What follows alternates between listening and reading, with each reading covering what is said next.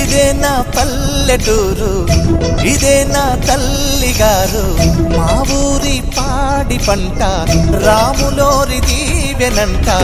తల్లి గోదావరి నీళ్ళు కడిగే సీతమ్మ పాదాలు.